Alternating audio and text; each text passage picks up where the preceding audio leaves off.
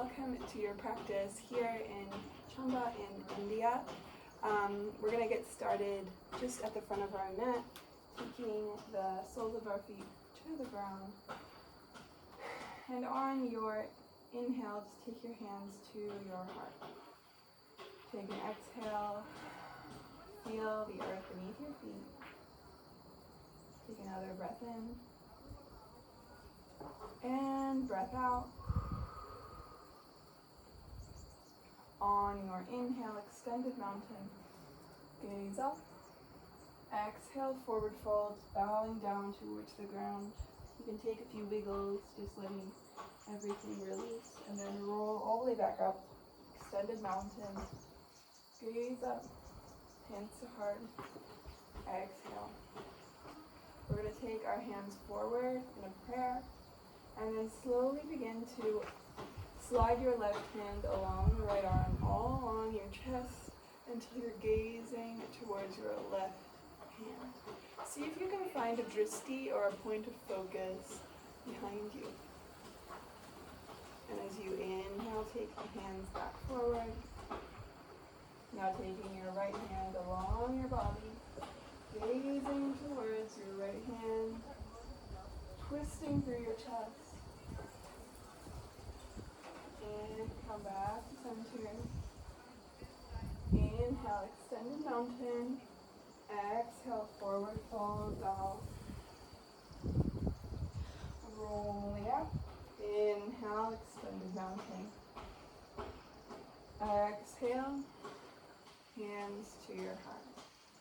Now allowing yourself to really feel yourself settling here. Feel the sensation of the palms pushing into each other. And coming to that idea of the DRISTI, the theme of DRISTI, or point of focus, thinking about what you need to focus on today. It doesn't have to be something you overthink. Notice the first thing that comes to mind when you ask yourself, what do I need today? And think of that as a point of focus. This point of focus can be a place for your eyes, but it also can be an intention you set for your practice today. And if you would like a little bit of inspiration, you can think of self-compassion, as that's what I'm working with today. How can you give yourself some self-compassion,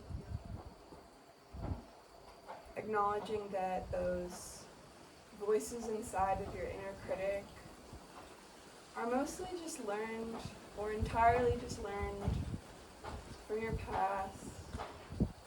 See if you can trust in the path unfolding as it's happening for you today. So just taking one more moment to feel yourself arriving in your practice with a DRISTI, a point of focus, and then open your eyes and come to extended mountain. Gaze up.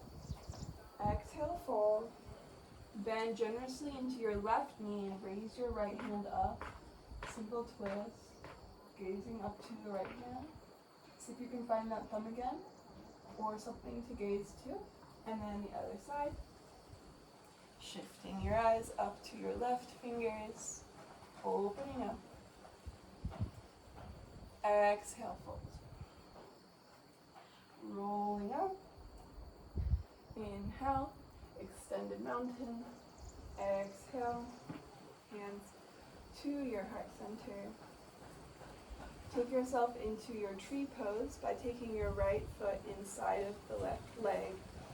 And find your DRISTI somewhere in front of you. So you can use your point of focus to find balance. Relaxing under your breath, feeling the palms pressing in on each other. Breathing deeply.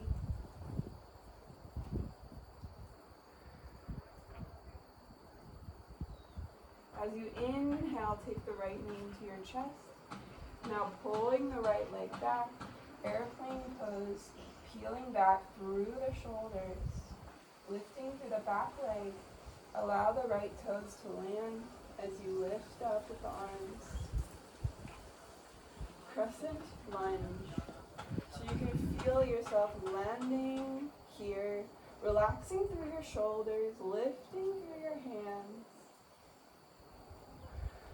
And on your exhale, warrior two, lowering the back heel, gazing over the left middle finger. See if you can find a long pulling action from fingertip to fingertip. We're now going to come into side angle, so you can take your left arm to the left thigh, reaching your right hand over the head, or maybe taking the left hand inside of the foot. You reach and peel open through the chest, opening your shoulders. And as your hands come down, you can place your palms and then step back into high plank. Take a moment to feel this powerful pose from the crown of your head to your heels. And on your exhale, downward dog. I have a wrist problem at the moment, so I'm using my fists, but feel free to use your palms in your high plank. And just take a moment to gaze to your feet from down dog. Notice your chest pulling towards your thighs, and then push the heels down towards the earth to create a stretch all along your back body. Walk your feet towards your hands, and take ragdoll, grabbing the opposite elbows, allowing yourself to sway from side to side, and roll up. Extended mountain. Hands to your heart. Reach the prayer forward. Take the left hand back, open the chest. Coming back to center. Other side. Open your heart. And back to center. Inhale, extended mountain. Hands to heart. Your left knee up into your chest, and we're going to pull back, airplane pose. Open up through the shoulders, come into crescent lunge, toes to the earth. Lift your hands, find your grounding, breathing in, breathing out. Coming into your warrior two, open, gaze over the right middle finger, squeezing the shoulders together. Coming into your side angle, reaching up through that left hand. You can place your hand inside the foot or on the outside of the foot, just finding this open chest position. And coming down, placing the palms, stepping back, high plank. Take a moment to feel your grounded stability from the crown of your head to your heels. And on your exhale, push back, downward dog. Feel the heels pulsing down, maybe. Just feeling a bit of liveliness as you push the heels down. Push the chest towards your thighs. Breathing in and out.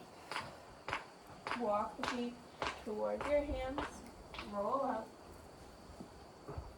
Inhale, extended mountain, hands to heart. Coming to your tree with the left foot, so lift your left foot up and find your hands to your heart. Prayer. Take a moment to arrive. Feel that groundedness into the sole of your bottom foot.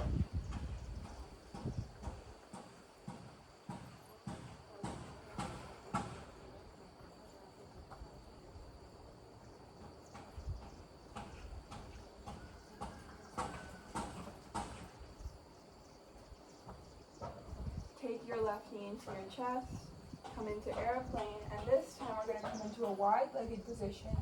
So as the toes land, pivot your chest into a wide position, and exhale, wide-legged fold, down.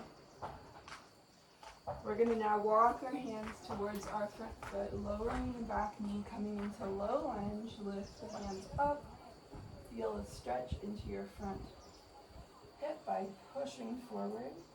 And then on your exhale, straighten to find half split. You can turn your ankle from side to side just to feel some hip rotation. Can feel quite nice. And just take an exhale, releasing forward.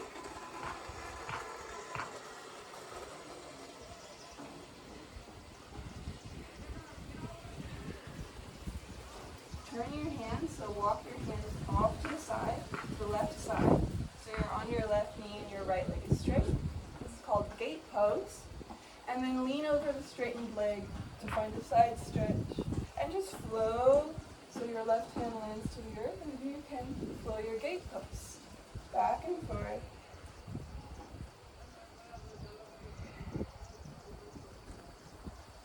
Feel that flow with your own breath. Just finding whatever feels good here. And then as you come back to center, you can bend that front knee, come back, downward facing dog. Arriving in downward dog, breathing in, breathing out. Walk your feet towards your hands, rolling all the way up. And we'll do that on the other side. So we're just gonna take our left foot back, open into that wide-legged position. Fold forward, give yourself a nice stretch in your wide-legged fold. And then walk your hands towards the back of your mat this time, finding your low lunge so you can push forward into your hip, stretching here, and then pulling back into half split, maybe turning the foot from side to side. Feel that nice movement. And then exhale, releasing. Feel the stretch. Coming up and turning to the right to find your gate pose. So you can also just walk your hands over, opening the arms wide. We're going to stretch over the straightened leg, gaze up over the right shoulder, through the right arm here, and then begin to flow from side to side with your speed, with your breath.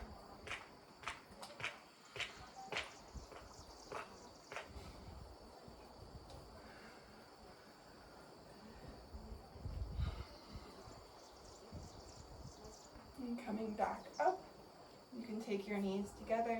We're now going to take our camel pose, so this can be done to whatever depth works for you. So you can take your hands to your lower back, just pushing your chest up to the sky, feeling that open back bend. Or maybe you might want to tuck your toes, or not tuck your toes to make it a little bit more difficult. And you can find your camel by grabbing onto the heels. Opening up through your heart. You can let your head hang back. Holding, breathing.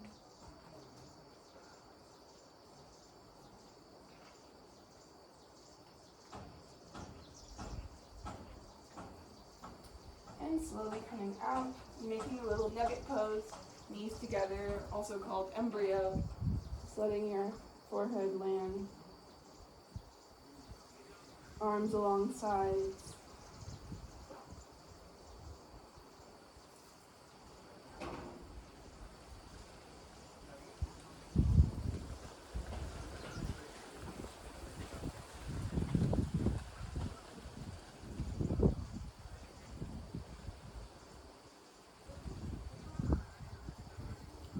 I now invite you to try out a headstand if you'd like to.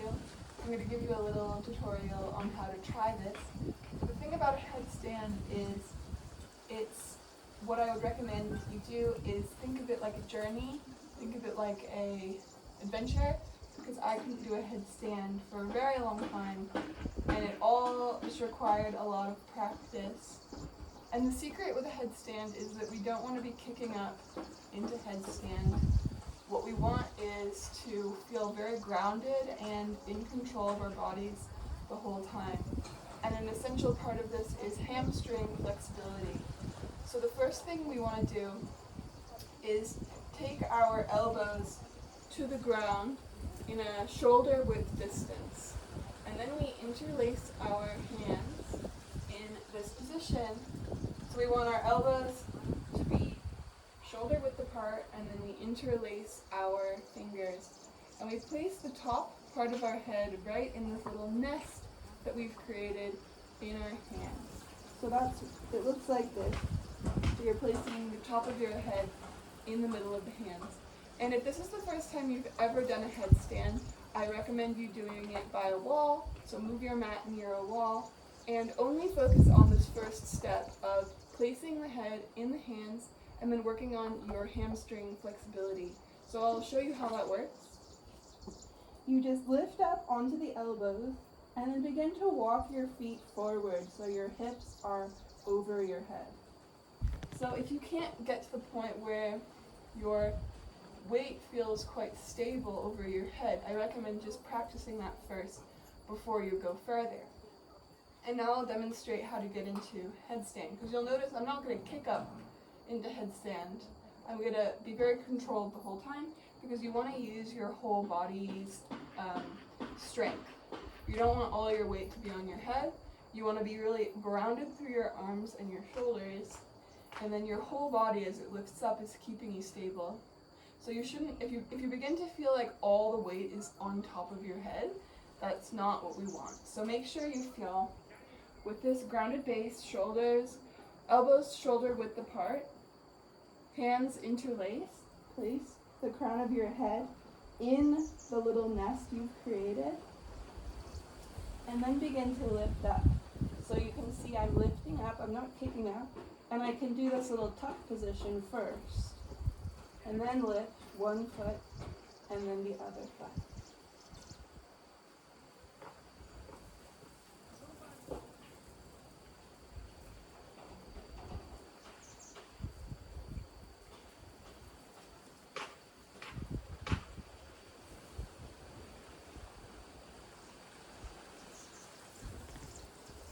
So that's just a little invitation to try out headstand. And I really practice headstand by doing it every day before I would teach a yoga class, so it was really integrated into my day. And in the beginning, I wouldn't be able to hold it very long and I would fall a lot. So just allow the headstand to be a metaphor for your journey, that it's not about being perfect, it's about just showing up and trying each day and seeing what happens. So now that we've done a headstand, it's a good idea to do another little counter pose, little embryo, just taking the head forward.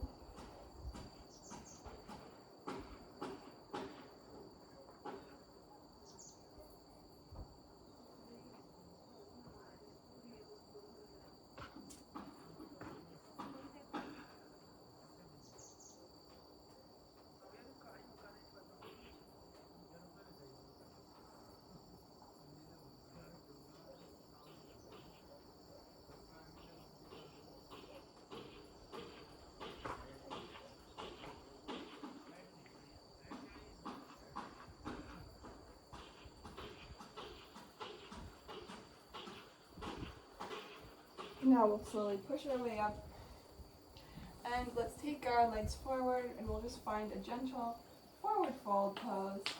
So you can take the backs of the hands to the mat and just let your head roll forward. Allow gravity to pull you. Feeling a gentle little stretch. You can bend the knees a little bit if you need.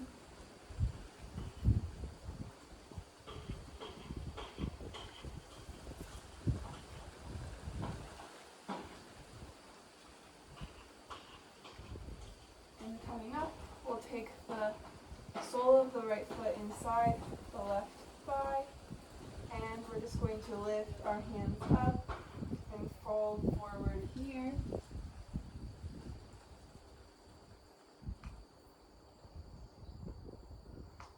And now we'll do a little chest stretch. So just take your hand behind your right hip and just push up Opening your heart to the sky. You can give your left arm a big circle and then take the other side, just taking your left foot inside the right inner thigh, lifting up, folding forward, and breathe.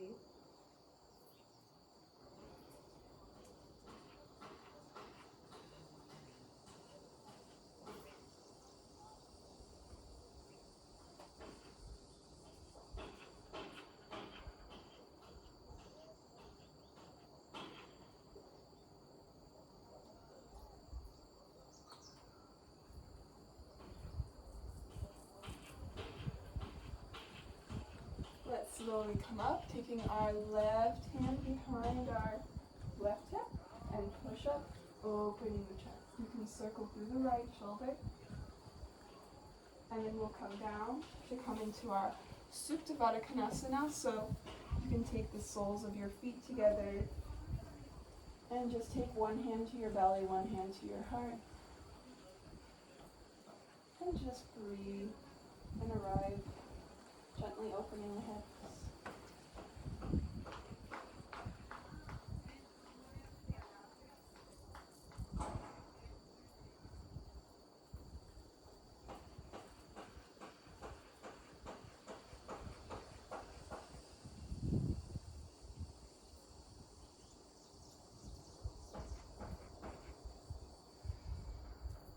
Coming back to any intention you've set today in your practice, anything that you've needed, a little guiding light for what you truly know inside is the truth of what you need.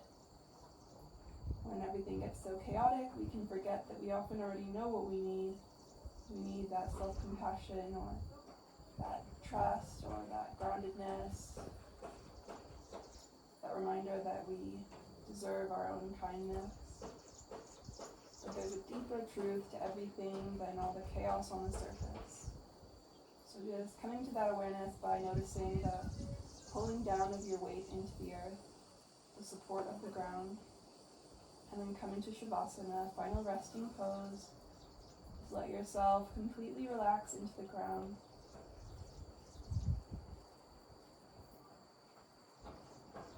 Notice any tension you're still holding anywhere.